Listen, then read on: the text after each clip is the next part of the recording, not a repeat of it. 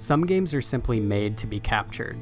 Visual fidelity is one thing, but diversity in environments and characters is what really can make a game world shine. The developers for Horizon Forbidden West not only made a great game, they made one worth taking in.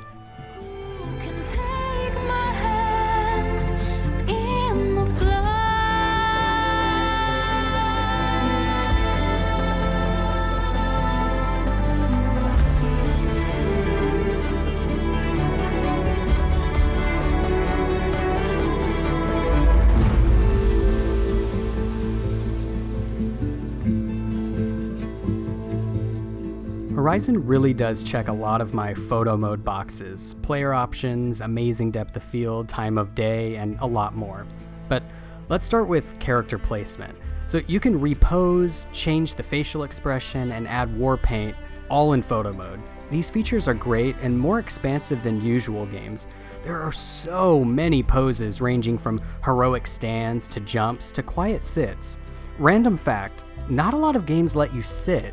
It might surprise you, but having a character sitting for a shot really changes the mood. It adds a stillness to the shot that standing doesn't quite capture. The facial expressions are great too. Aloy can be menacing, playful, or joyful. Additionally, you can change the time of day. I love this. Why is this such a difficult task for some photo modes?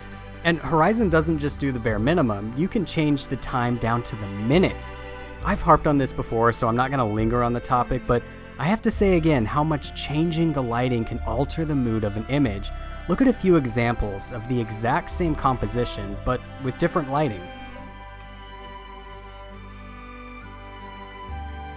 Not only that, but I would constantly alter the time of day to get a touch of light to hit Aloy's face, and it honestly just made the shot all the better. Horizon goes beyond the typical features in many cases, and also shows that the team behind this photo mode has a lot of respect for the craft and what players can do with it. For starters, they added something called Precision Mode, which to my knowledge isn't in other games. This is such a basic feature that goes a long way to produce better images. The mode simply tightens the controls and allows for precise movement of the camera. This comes in major handy, especially when doing close-up shots where the camera would otherwise be just super fast. In this mode, you can dial in exactly where you want the shot to be. Horizon is also undeniably beautiful. I'm not sure I've ever played a game that's so lush, but also retains so much detail. I'd also like to briefly spotlight the character models. These are probably the best I've ever seen in a game. Every single NPC looks like a handcrafted and real human. I really haven't had as much fun than in Horizon taking photos of NPCs like this. So I mentioned in my Fallout 76 video that including a photo mode in a game means that players can and will look deeply into the textures.